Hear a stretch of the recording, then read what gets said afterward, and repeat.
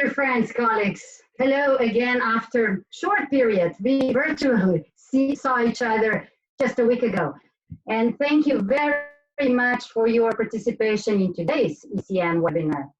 Last week, we focused on our ECM DMMO COVID-19 continuity checklist. Long title for a very condensed checklist, which is a true guide for DMMOs to find inspiration in new practice and different approaches, to learn more about supporting local entrepreneurs, political decision makers, visitors, and of course, our local communities. This checklist will help you navigate these uncertain times and put your destination, our destinations, on the path to sustainable recovery. If you have not read it yet, I do strongly encourage you to do so and to use it. As part of ECM, a NewTomorrow initiative, we are also very excited to launch our new Long Thinker panel. While no one knows for sure what the future will bring us, we do need inspiration and horizon in our strategic thinking and anticipation of new next normal. With our long thinking panel, we are working to identify how the long thinkers are thinking, what is happening now, what might come out next, and we are inviting each of long thinkers, including you, to share their thoughts on specific questions which all relate to the long-term impact and how we can reimagine a future of tourism. Well, check the first edition in your mailbox. You should have received it just this morning, just today. And we're really excited to share with you that more long thinkers are already confirmed, and we will share their perspective with you, with all of us, over the next coming weeks that are coming. During this crisis, we continue to believe in perspective and we believe in resilience. ECM is a vigilant and forward-looking community determined to help prepare today what we believe is critical for success in the market arena of tomorrow. And we believe in help all of us, dear members, to align our own strategic agendas with the demands, with the challenges and future opportunities. So today, we will look at the new tourism stigma after Corona. While destinations are planning for the return of tourism, and countries are starting opening up again, traveler desires remain difficult to predict. We don't know what's coming next. What will be their key concerns to address, and what will be the concerns, the impact of the crisis on destination reputation, and other initiatives promoting countries as safe destination, reinforcing the trust and feeling of safety of those who visited. Moving even more locally, we will today discuss local DMO strategies before Corona and see how they are moving forward. What can be done to rebuild and showcase the visitors' economy as an essential contributor to the overall recovery process. So thank you really to our members, Vienna Tourist Board, and our partners, TCI Research and ECM France Tourism Portugal, for sharing some of your newest insights and data to help us understand our challenges in coming weeks. And of course, again, thank you, sincere thank you to Group NAO to supporting us in this initiative. So now I leave the floor back to you, Sine. Jungerstedt, you are going to moderate this session today. And all of you, as usual, stay safe, stay brave. Thank you and bye. Brilliant. Thank you so much, Petra. And yes, I am excited again to be here today and guiding us through the webinar that we have. For those of you who are new to this series, I am Sine Jungerstedt of Group NAO, and we are working with ECM on this series of communication and initiatives that's called A New Tomorrow. And I don't know about you guys. I hope you can see me full screen. I don't see myself full screen, but yeah, I don't know if you're sick of these digital meetings yet, but I actually have to say I'm starting to enjoy them more and more. And the reason why is that I actually kind of feel like I can be in several places at the same time. You know, you can be in a digital conference in Iceland and doing calls with your colleagues in Amsterdam almost at the same time, or at least with a little bit of lag between the two. Now, I think getting to this, we're starting to realize that this format, this digital format, it's not just a sad replacement of, you know, meeting in real life in physical ways. This has its own benefits and perks, and I think that's why I'm starting to enjoy them so. So I've seen the question asked quite often is this like the new reality? Is this new life, only meeting in this way and interacting in these on these terms? Or are we still dreaming about traveling, whether for business or for leisure? And I think the answer is quite simple. Yes, we are still dreaming of traveling. If you look at the Destination Analysts weekly survey of American travelers, 2 out of 3 Americans are really excited to get to travel again when it's safe. And we have Europeans as well, really anticipating opening borders, searching for destinations, and, you know, getting ready to go out and experience new places. But at the same time, we can't forget about this thing. It's still on our mind, this little fellow, the coronavirus, that we've all felt the effects of over these past weeks. We've been isolated in our homes. At the very best, we've been very, very limited in our mobility and our social interaction. And it's influenced how we see the world. And that is really the topic of today's webinar. Because the stories of the destinations that you represent have been told through very different voices and very different pictures than usual. We've seen pictures of health emergencies and people in distress, but also pictures of people helping people, heartwarming gestures, singing from balconies. We've seen pictures of convention centers turned temporary hospitals and cruise ships unwelcome in any port. How has this affected the perception of our destinations in the minds of potential travelers? And what will it take to once again inspire and motivate their visit? How do we move forward from the current and temporary, hopefully, corona narrative to a new safe destination narrative? Some of you have probably also seen a change in attitude towards tourism. So in some local communities, you've seen signs like this one. It's a pandemic, stay home, idiot tourists. And even on The Daily Show, of course, jokingly, but nonetheless, fools speak truth to power, they did anti-tourism ads, pointing or portraying tourists as the spreaders of the virus. So it's from the fear of travel, but also to the fear of receiving travelers. Will the world post-corona be more or less welcoming? Again, from the weekly survey of destination analysts in the US, we get an indication of what the answer to that may be. They asked Americans how they would feel if they saw an advertisement today of their local community as a place for tourists to visit when it's safe again. So not visiting today, but visit when it's safe again. And as you can see here from my background, actually we have 19.3%, so almost 20% of the American respondents say they would be unhappy to see an advertisement of their local community. And almost 17% say that they would be very unhappy to see an advertisement of their local community for tourists to travel there or visit there when it's safe again. And below my head or here you can see 30%, 31% are actually neutral in this. So this is a somewhat split picture of how we think of, again, not only traveling, but also receiving tourists. So how can we as DMOs navigate these new waters?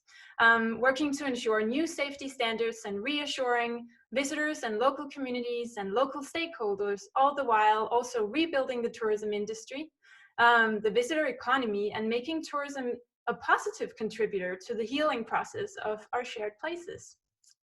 Now, I think all of this, destination reputation, new tourism stigma, and a new license to operate for the DMO, and all of this is the topic of today's webinar. And I am immensely excited about the 3 speakers we have in the program today, who will all share their insights and their perspectives on this from different angles.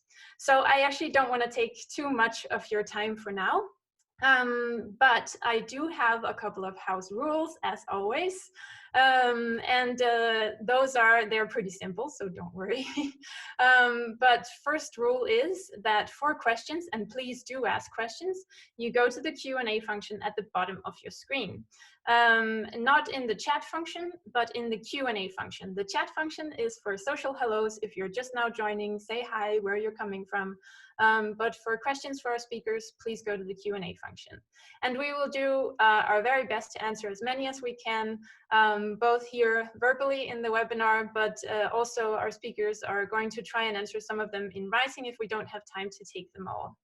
And we aim to finish no later than 5 or 10 minutes past 3. We've listened to your feedback for a little bit more time to take questions and also do a bit of polling. So we're going to do that, just so you know, we're actually listening to the feedback you give us. And now enough talking from me. And I'm going to welcome our first speaker of the day, Olivier Henry-Biabaud, founder and CEO of TCI Research, who will share their insights into the impact of the crisis on destination reputation and what will be the key concerns of destinations in reestablishing themselves as appealing to visitors, while also balancing the sentiment of local residents in the rebound. So Olivier, I will leave the floor to you. Thank you. Thanks for the show. And it's so great for me to find the of ECM again, and so frustrating not to really meet face to face.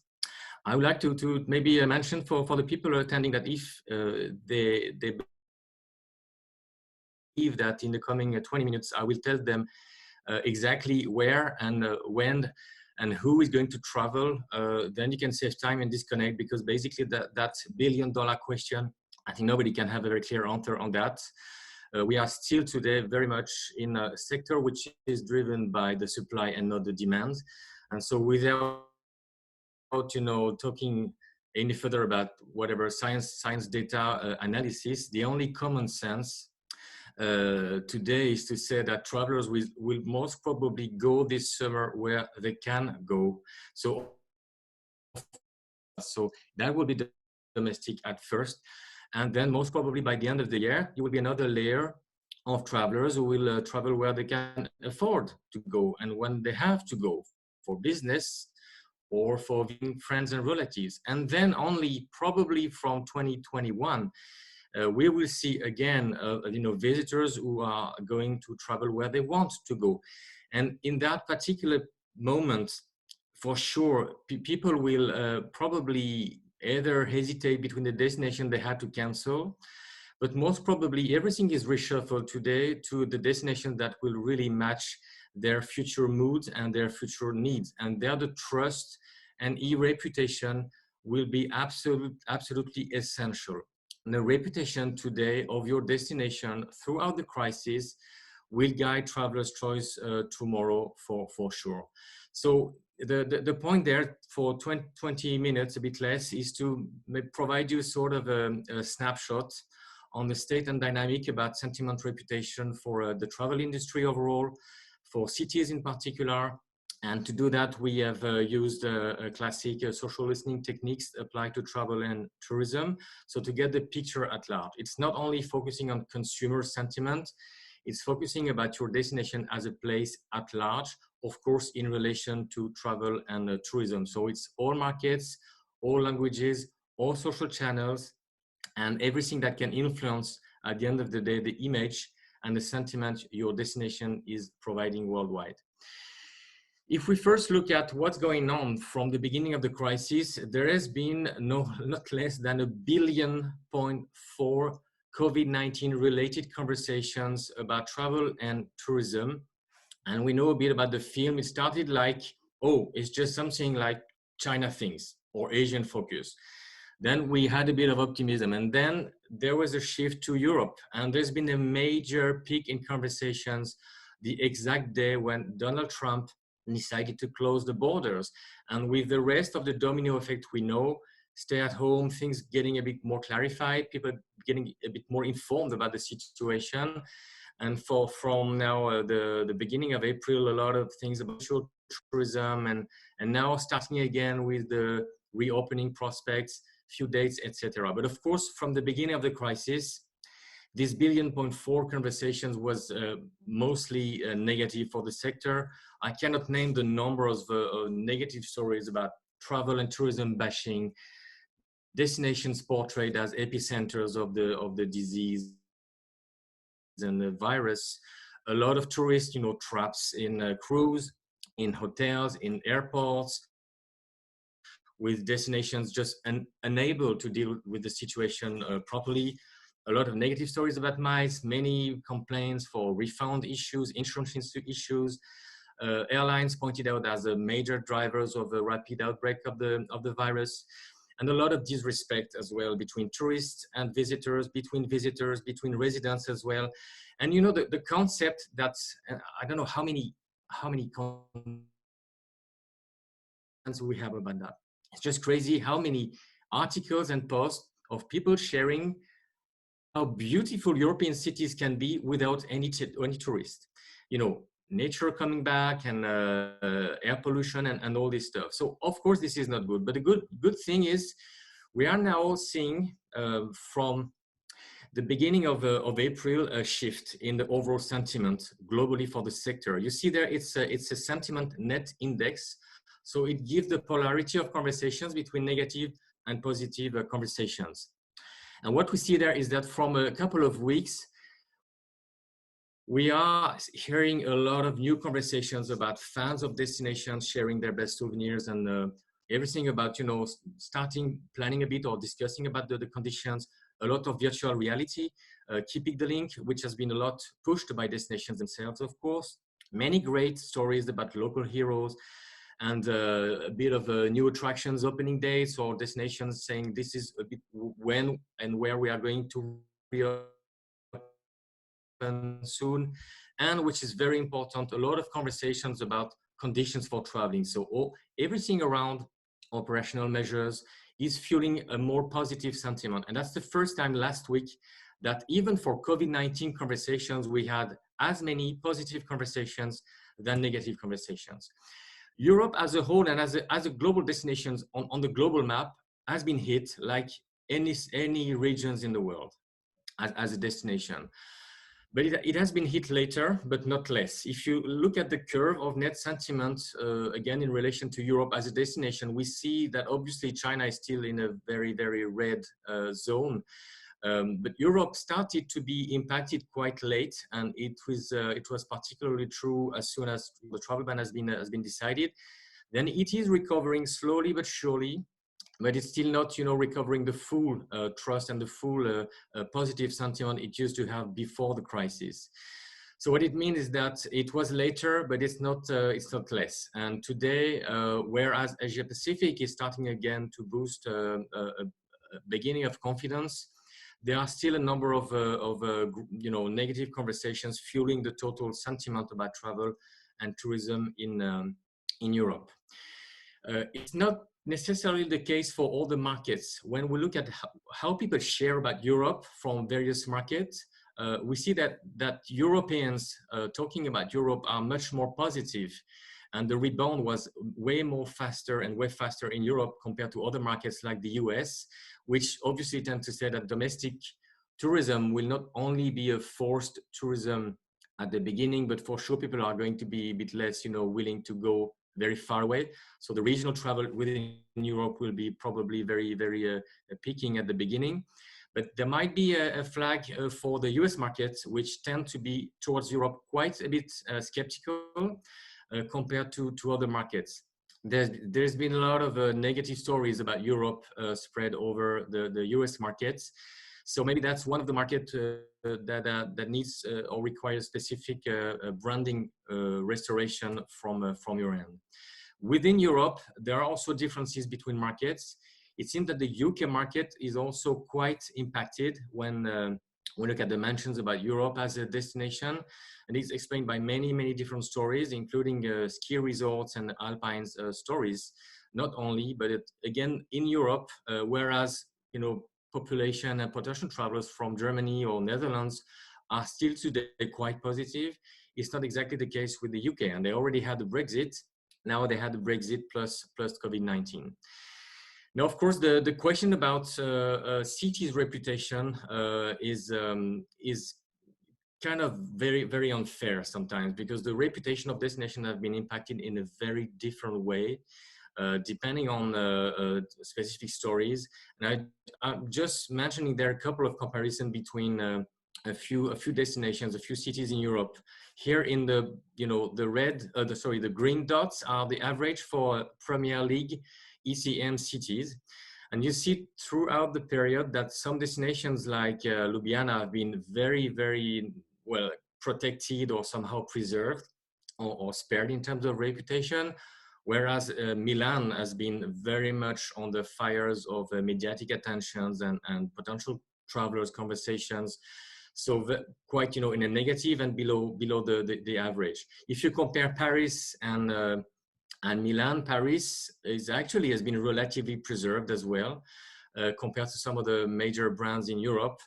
And you have destinations like Innsbruck and Tyrol in general, which have suffered a lot from a couple of accumulation of negative stories.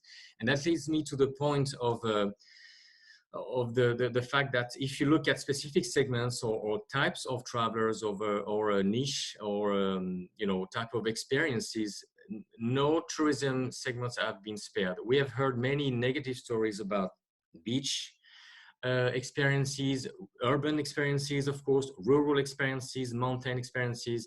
And there what you see is just another way to say that probably when you look at Tyrol compared to Switzerland in the prospect of skiing, throughout the period, Tyrol has been particularly impacted when you have, like a CNN major articles pointing out Innsbruck and Ischl as being a major cause of the virus.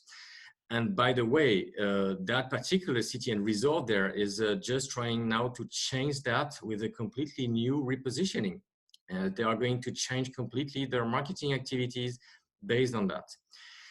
And that leads me to another point that is pretty clear when we look at the sentiment and social listening. We look that not all verticals are impacted the same way. And if we make the difference between experiences related to transportation, this is clearly there where we have the major impact, looking at conversations about airlines, airports, public transportations. This is something that is really creating a growing concern from the beginning, and it's still very much there.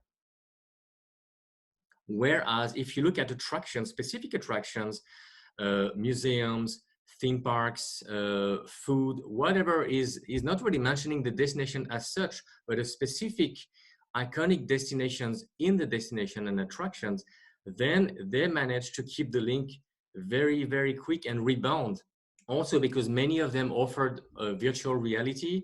But what it means at the end of the day, that people are still today very much willing to project again, to visit a very specific attractions or experiences versus just the idea to visit a city.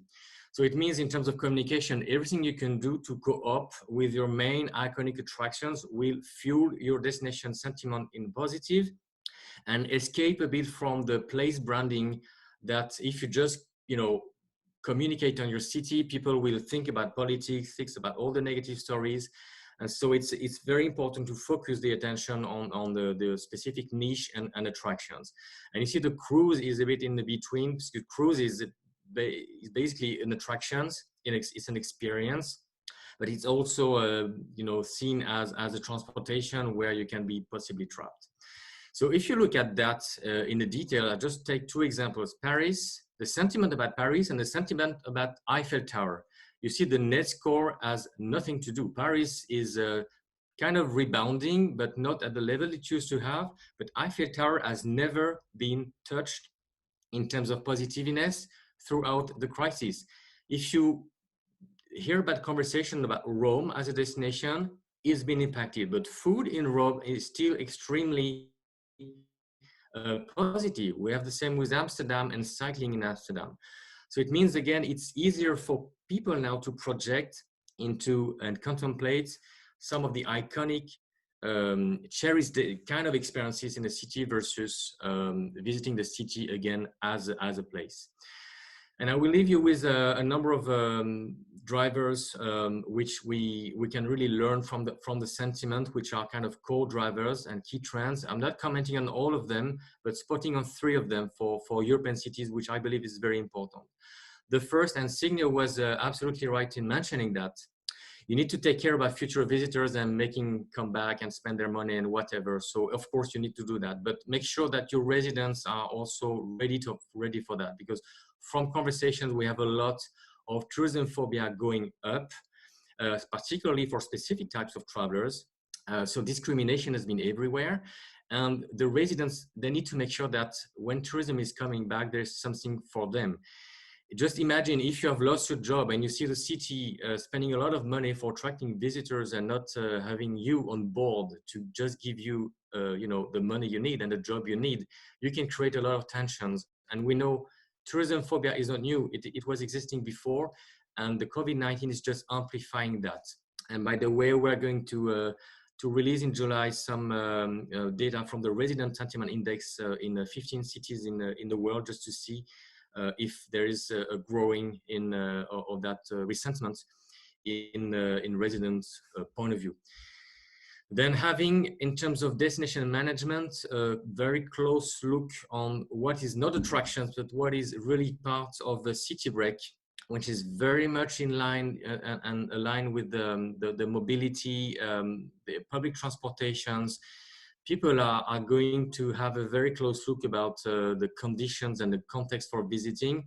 And so those verticals are the one, as we saw, have been absolutely damaged. And if you are a city related to cruise, for example, it's very important to team up with the cruise industry to restore also the image there. And the final point before leaving you is the central role that you must absolutely give to the frontline travel and tourism staff. It's great to make communication, and there are a lot of fabulous communication going on. But in terms of training, those people in information centers, all the tourist guides, the receptionists, the transportation staff, they are going to be the one first in contact with the first COVID-19 visitors, and they are going to spread the information to be the point of trust, And we know that the first visitors will be the one shaping your reputation tomorrow. So in whatever you do, you really need to use them as a kind of a local heroes for the rebound, because they've been exposed very much. There's a lot of positive stories, but also negative stories about that. And so in a practical way, they will be part of your brand reputation tomorrow very, very quickly. So that's it for me. Happy to take some questions, and I'm going to stop my screen sharing for that. Perfect. Thank you, Olivier. So interesting. I just got one chat message asking me if I could ask you to remind us, what is your data set? What is the data that you're building these conclusions on? So if you can just quickly remind people who logged on a little bit late. Yeah, sure. The method is social listening applied to travel and tourism. So we web crawl all conversations from websites, blogs, forums, social networks that somehow make a link between a destination in the context of travel and tourism. So we don't care about if one doctor is saying something about the COVID-19 in Vienna, but if there is anything that at some point can influence the image of Vienna as a place for visiting that is related to COVID-19 or any other subject, then it's part of that. So it's social listening based, and we have a special script, and we interpret the data to make it relevant in terms of place branding and destination. So it's pure. So it's not. We do quite a lot of surveys to understand the planning, which, by the way, are very interesting. But here we talk about e-reputation at large. So it's not only about consumer sharing. It's we have also here on TripAdvisor comments, but it's more about reputation at large. Brilliant, thank you. And so I was looking at the data you presented now, and I was a little bit surprised to see that and this perhaps sounds more negative than it's intended to, but I saw cruise on the rise again, and I would have assumed cruise to have been really one of the perhaps most stigmatized parts of the industry right now, because we've all seen these pictures and we've heard very much about horrible experiences being on cruise ships, not being allowed to leave. And so what do you hear about cruise? What does it? Well, cruise is indeed they're suffering a lot. It's I would say that they are very, very far away from what they used to have in the past in terms of positive sentiment. And because still there are a lot of people, of course, who are loving this type of experiences. And so the rebound you see is, as you would say in stock exchange, it's a technical rebound. It doesn't mean that cruise today has a level of positiveness it should have. It just means that the level of horrible stories coming back are a bit less in conversations, whereas we are seeing some people loving cruise who are now expressing again, plus many cruise companies who are just understanding that they need to restore their reputation, and so many cruise lines are now communicating about what they are putting in place, all the operational implementation that are able to generate a bit more trust. So it's still the road is still long for them. Honestly, it will take months before they recover. But still, yes, we see a curve like that as well for hotels, which have been also damaged quite a lot. So for cruise, it's a mix of industry communication plus the cruise fans lovers who are reactivating again. Okay, yeah. So the fan groups are strong out there. There's one question for now that's the euro is less worth to the US dollar this year till now. Perhaps we can use that in marketing in the US market. So what's your view on that? Do you think price levels will influence this destination reputation moving forward and be part of the regaining of appeal for destinations? I would say price is much more influential as what we would believe, because I see many destinations, they hesitate before they're doing, hey, come on, good commercial offers, whatever, because they believe people are not ready. In Europe, it's not true. We have a growing segment of promotion hunters that we track from our surveys. So many people are saying, I expect, and I'm going to observe and to hunt the good, the positive, the good opportunities to travel, in good financial conditions. Also because themselves they see their own financial condition to be degraded in the coming weeks and months. But from the US market traveling to Europe, we're not at that stage. I don't think price will very much influence for the coming months. Because it's much more psychological, and from that particular market, I mean, when you go to Europe, usually money is not that issue. It's trust that you need to have, and we had a bit the same story with for the image of Europe from the US prospect was restored. So I would not suspect that will have a major impact in the short term. But from 2021, as soon as you have restored the, let's say, the most of the confidence in relation to the real destination management, then people will come back, and then the price will obviously be another aspect to consider. All right. Well, thank you, Olivier. We have there's one more question here that I think would be quite interesting to take here, and it's also it would be great to match the net sentiment indexes of 2019 with those of 2020 to see how much it has been infected. Do you have something that you can actually say about that, or? Sure. It's actually the curve when you will see on the slide that will be shared. The curve is starting just before the virus spread. So it's kind of a benchmark. So for destinations, a good benchmark usually would be between 60 and 80 points. And so when we compare with also the average for last year, we have we see the drop. And what we do is calculating the rebound. And for a destination like Lisbon has already recovered 80% of the brand equity in terms of attractiveness.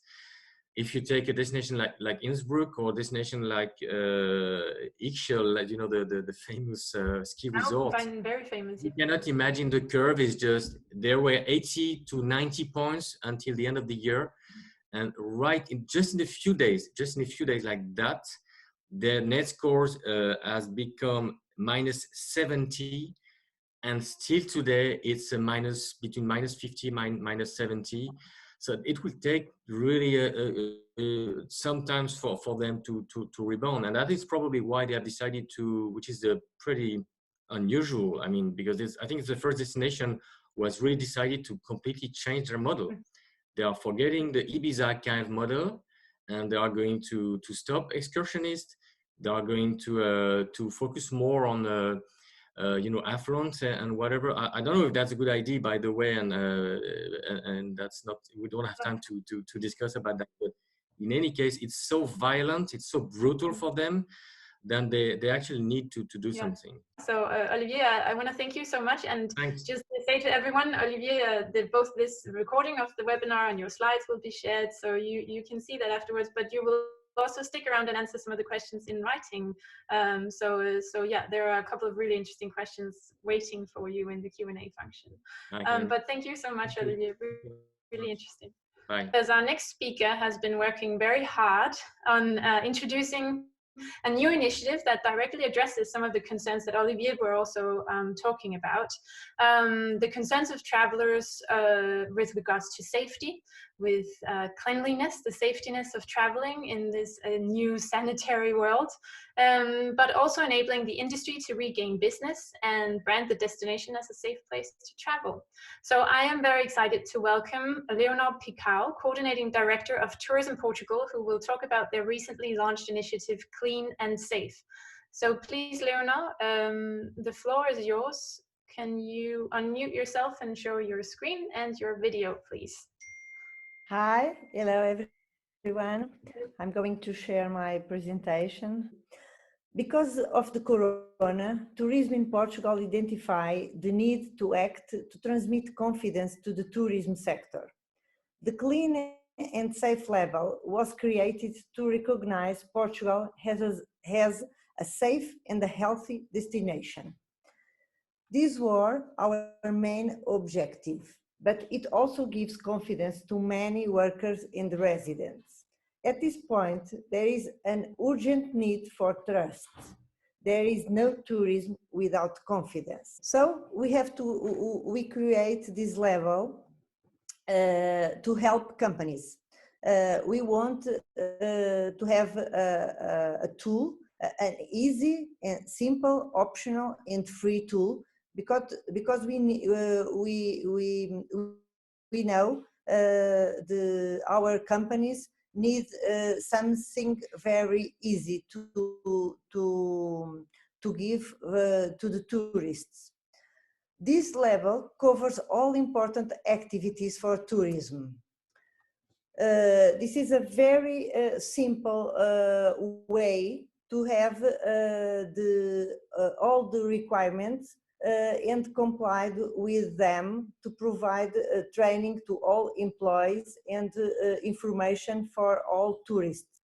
In the requirements, they know what they have to give to the tourists and to the staff about the necessary equipment and how to follow the guidelines for cleaning and for disinfecting these areas. So we feel we need something very urgent to give trust for everyone, to the staff and also to the tourists. There is no tourism without that confidence. This corona have come to change the safe way in which we travel. So getting back to confidence is the most important thing for us. We know that we continue to have here in Portugal the most beautiful beach for us, good food, friendly people, beautiful landscapes, good hotels. We have also everything we have before, but we know we need to give tourists confidence in how we are concerned with sanitary cleaning and hygiene issues, because this problem is a health problem. So our label, Clean and Safe, was that answer for us. With the help of the health sector, because we have to work with them,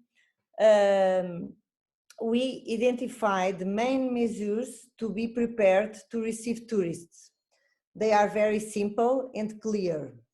It covered the training to be given to the staff, the information to be given to tourists, the concerns with cleanliness, and the protection that has become part of our days. How to use, how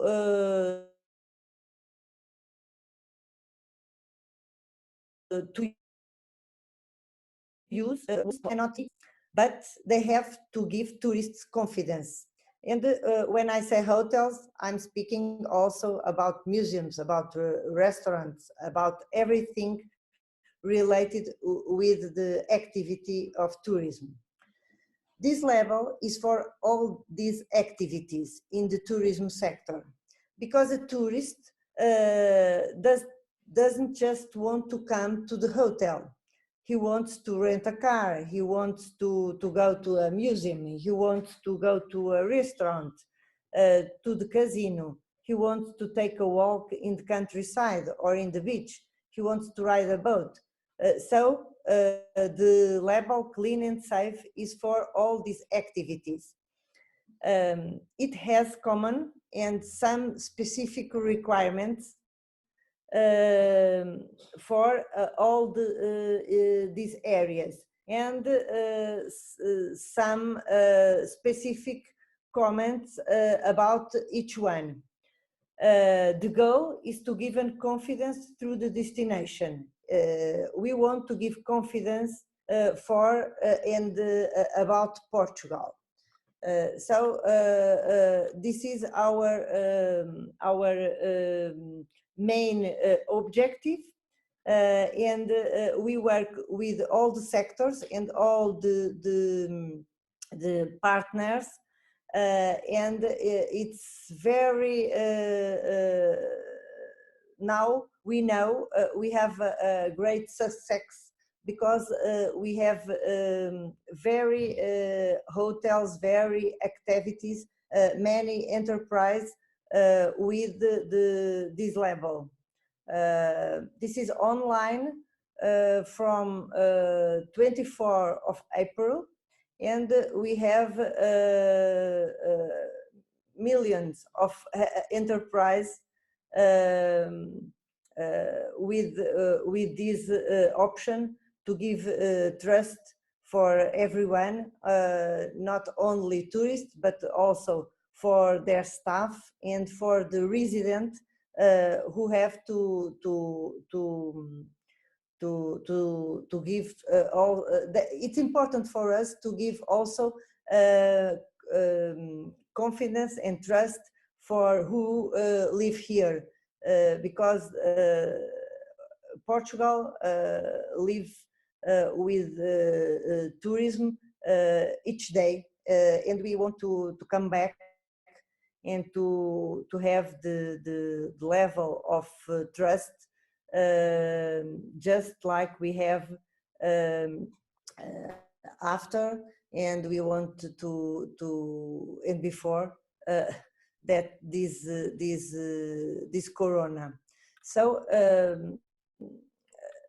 we know we have to continue to work in the about this trust, and we have to have many other things to do. We can think this level is enough, but is now something very important for us, and we hope tourists think also like us. Perfect. Leonor, we have a really good question here, I think, is if you have any, like, do you have any specific certificates? Like, so are they different from the hotels for camping or taxis, or is it the same certification for everyone, the same clean and safe label for everyone? we have some common requirements, the same requirements for each one, but we have also specific requirements for each activities, for casino, for beach, for hotels, because we want this level for everyone. So it's something we want to share with every activities to recognize the destination.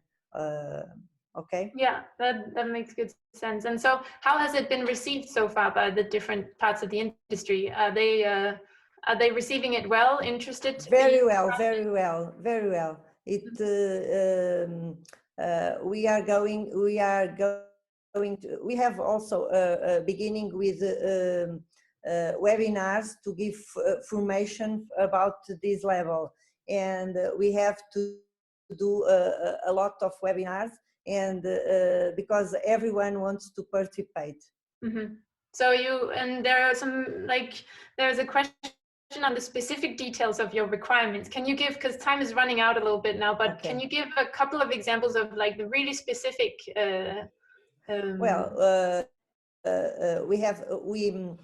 we have how to explain to the staff the most important things about these problems, how to give the information to tourists, because tourists have to know what the hotel, for example, is doing about it. We have the most important equipment they have to have. I can share with you our requirements. I think that people would be very interested in this, it seems, from the questions as well. I sent to you. Brilliant. Okay, because it's a document. I can't write everything here, yeah, so I can send you. Perfect. Okay? Yeah, Lotte also just said yes. Because we have also the points in English. Brilliant. No, okay, I think definitely this would be very interesting.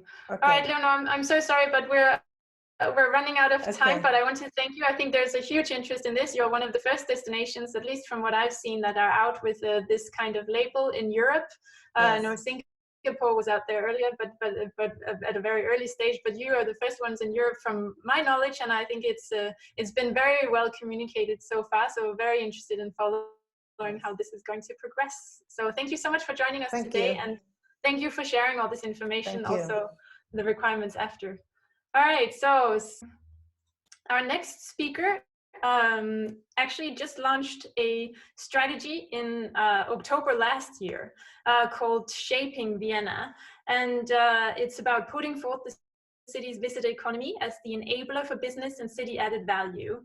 And then, of course, Corona happened, and so we're very lucky that Norbert Kettner is here today with us, CEO of Vienna Tourist Board, who's going to talk about what's happening now, both in terms of the strategy, but also what he's working on in front of the scene and behind the scene in reshaping Vienna now, and rebuilding the visitor economy and the city following the crisis. So I'm going to change back to this. And Norbert, I don't see you, but could you please... Hello, everybody. There you are. Hello, Norbert.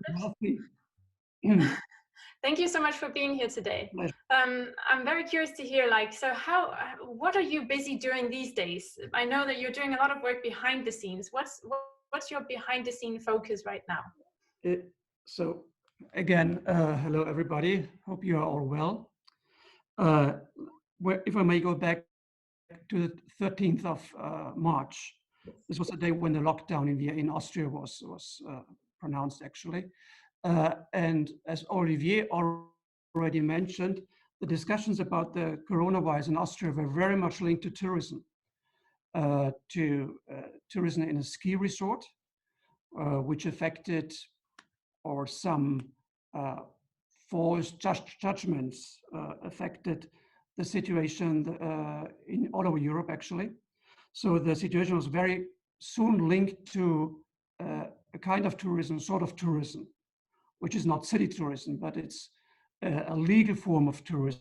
We had a very early discussion about blaming a certain kind of tourism, where we actually said, okay, nothing which was done was illegal. You're allowed to party, you're allowed to ski, it's nothing bad. There have been some forced judgment afterwards, but it's not so much a tourism thing. So this was the crucial day actually for us. And we all were in shock at the beginning because we were not aware how severe the action would be with a total shutdown. But what we did was we started our conversations with our stakeholders, with the industry, only 1 week after. So you see now I'm in the third wave of video conferencing. I have no backdrop because I don't care anymore. So the first wave was on your mobile. The second wave was we had to put the plant in the backdrop, and now I don't care anymore because I'm in so many formats on a personal note. So we're very quickly starting again formats we already started when we were developing our visit economy strategy. So only after a week of the shutdown was proclaimed, we met with the industry actually. And the first meetings were about listening, because we had no answers, not at all. We were all in shock. Some of the people were in a panic mode. We tried not to get into the panic mode. But we kept on the conversation. This was very important, I think. So listening. Now we are in the phase where the industry is asking for answers. So what are your plans in the different phases now? So it's not enough to listen anymore. And so we are right now in this phase between response and recovery. Mm-hmm. So we are with the phase of the outbreak, response, recovery, and resilience. So right now I would say we are between response and recovery, knowing that there probably will be a second wave or a third wave. We are fully aware of that, but still we work on a day-to-day basis.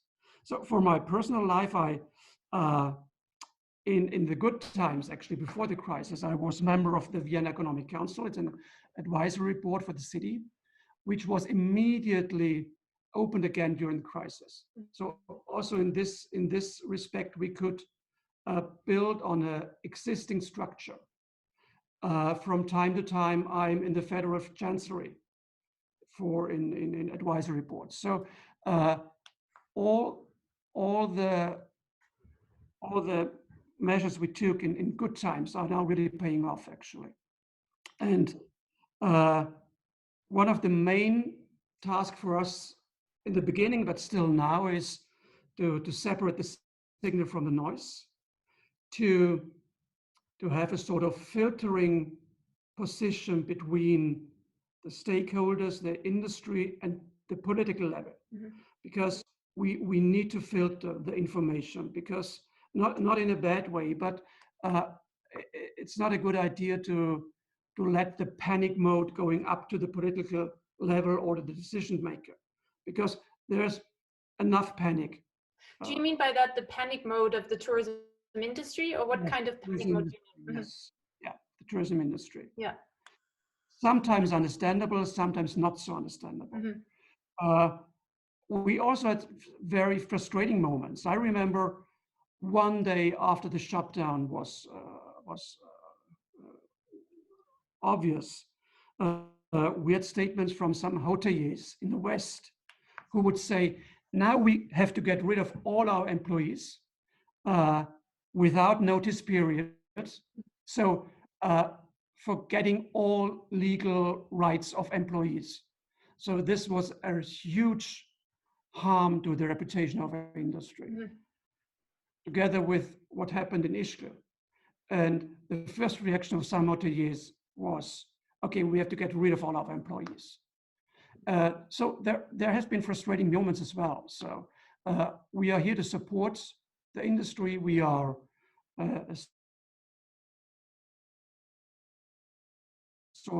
sometimes the industry doesn't make it very easy for mm-hmm. us. We have to be very clear of that, but this is the normal mode in the crisis. And you don't, I don't like the picture which is somebody shown that you see good or bad in the crisis. You see how people are. Mm-hmm. This was very much our understanding for that. And would you say that's also been the case then for your organization? Have you, in terms of how you responded to the crisis, do you think that will also moving forward be part of how you're perceived as a tourist board and your role, you could say your license to operate in the city? Has that changed? Has that been defined also by your response to the crisis? I think in the last weeks we were very much seen as a facilitator, as a lobbying advocate group for the industry, as a group where you could bring in recommendations, and a company which is obviously in the position to bring on something on a political level. Not all, of course, not everything, of course, that's very clear. But I think in the last week, this was our main task, actually. Okay. And so moving forward, what do you think will be the key challenges for you as a DMO in Vienna? What will be the key challenge in the coming, you could say, 3 months or so? We are now in the response phase. Mm-hmm. So now we are opening up again. We are opening up with the idea of economy, which is a on-off economy, which is a 1 meter economy, and a low or no touch economy. Mm-hmm. And this is what we have to get used to, actually, because the second wave can come. There can be regional lockdowns. We don't know. So and health is above everything. So we have to regain faith and confidence into travel. We have to do organizational things. On next Monday, we will open up again our tourist information centers. We are in close connection with airlines, with the airport. Mm-hmm. So really showing that the city is working. Right. Open again. And Leonor just told us about healthy measures and everything. So this is what we are working on right now. Advising the industry how to deal with it. Mm-hmm. Advising authorities how measures can be very practical for the industry. Lobbying that events are taking place again. Mm-hmm. Right now we have no idea which events will take place in autumn, because there's obviously a tendency that says that Austria will not allow any bigger events until a medication is available or a vaccination is available. That means at least the first quarter of 2021, yes. Which is a catastrophe for the industry. It's not just a post-corona, that's a post-vaccination scenario, basically. Post-vaccination scenario.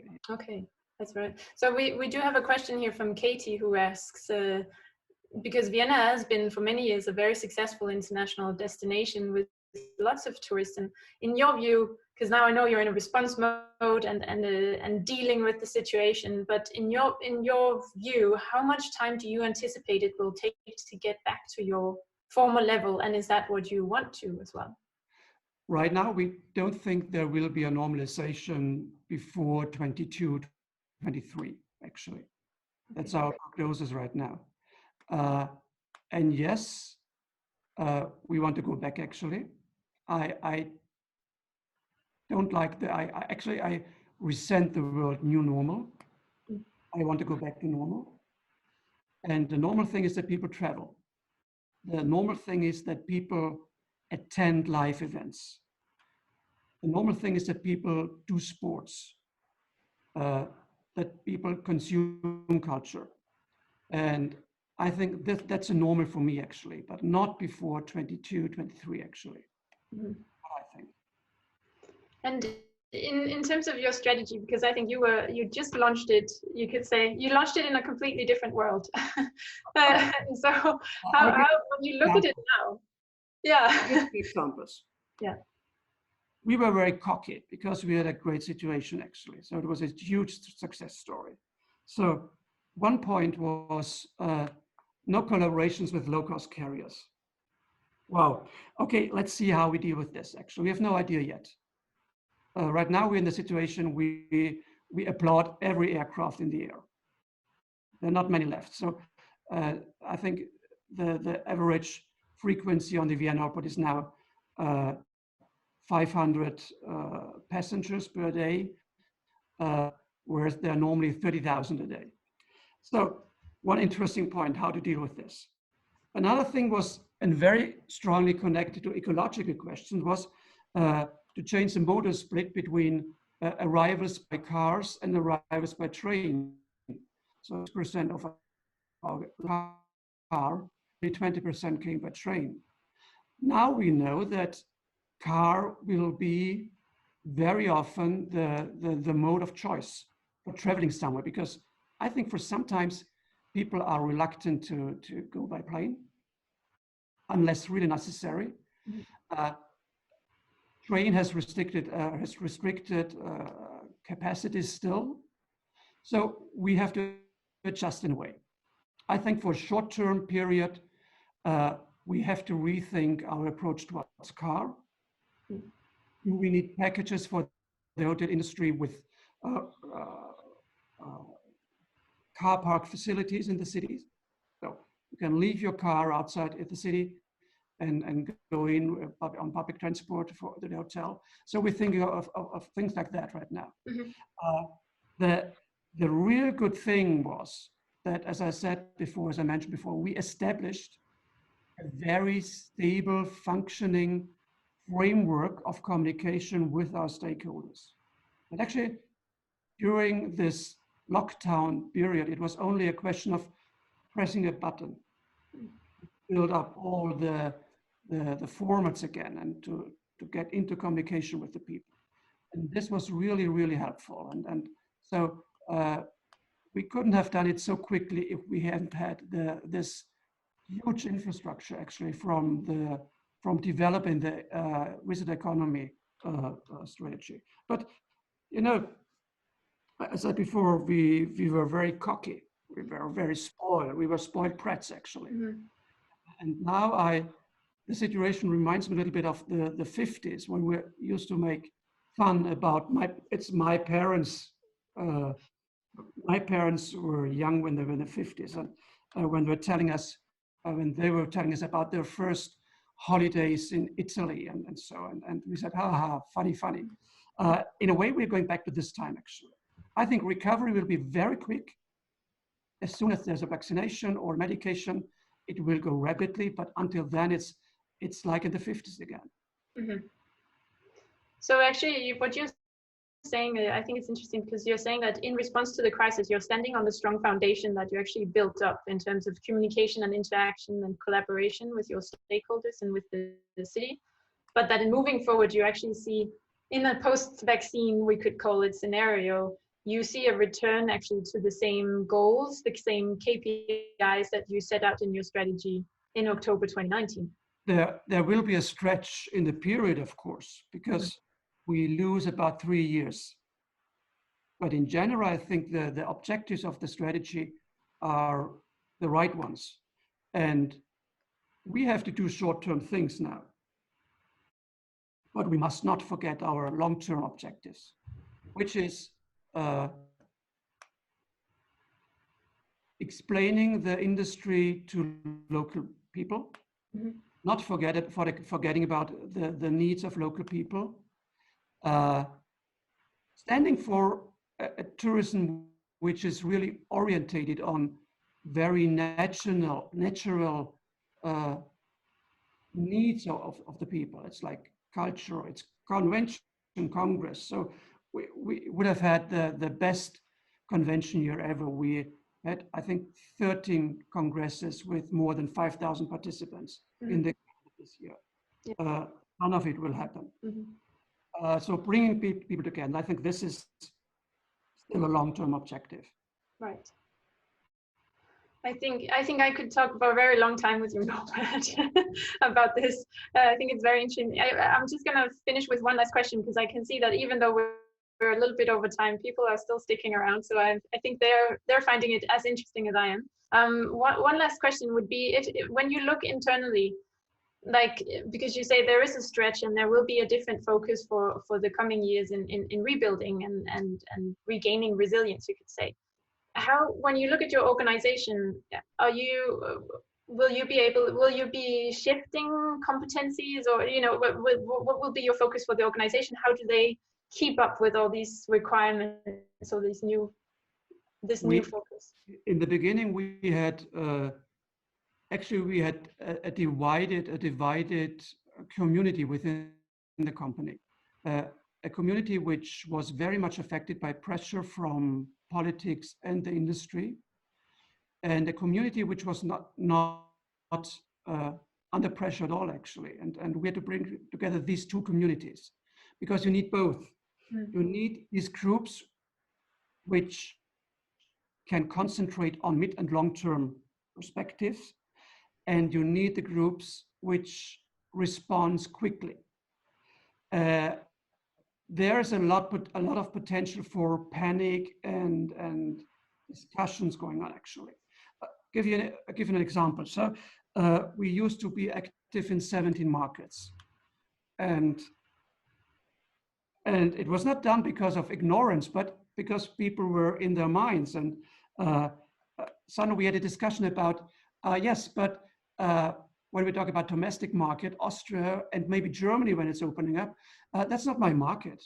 And we had to explain, darling, everything is your market now. Even if you're market manager for Australia, Austria, or Germany, or Switzerland, or the Czech Republic, for the next year will be your market. We don't forget about all our other markets. We are still present there. We have this always on policy in the digital world, of course, like everybody of us has. But there's this shift going on. So, and there you need to lead people into it, because otherwise there's the danger of two communities falling apart. And we need these two communities within the company, the mid and long-term perspective, which can work on the objectives to a large extent, how to say, not affected every day by pressure from outside. Yeah. And you need the which are still always on the frontier. Building on some of the same, actually, as you were saying, in terms of the outside communication, it's about leadership and communication, and also not letting it be too much panic, or not letting all the panic fill up the room and the organization. Yeah, it's a thing I would not say in public, but actually very deep. A little bit public, just to warn you. When we talk about experiences during the first phase of the crisis, I made lists of people. It's a very disgusting thing, but it's only for me in my head, you know. And I made lists for the future: whom to ignore, whom to punish, and with whom to collaborate more. It's a very bad thing to do, but you know, for my mental health, I needed to do so, because and sometimes it's hard. Nobody will ever know this list. I will never talk about names, but inside my brain there's a list. All right, I got it. That sounds very interesting. I'll have to hear about that list sometime. But Norbert, thank you so much. We're out of time. We're even over time, but thank you so much for being here today. Really great. Thanks a lot. All right, everyone else, I'm sorry. I listened to your feedback, and yeah, brilliant, Norbert. There's a comment there for you as well.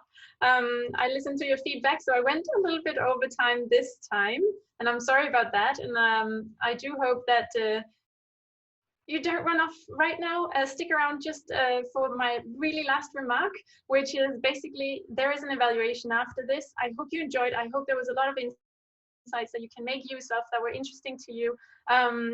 But please fill in the evaluation so we know what you need to know and what you're looking for in the next webinars that we will do. And that's it for me today. The next webinar is on June 3rd. So I hope to see you there. Bye, guys. Thank you so much for being here.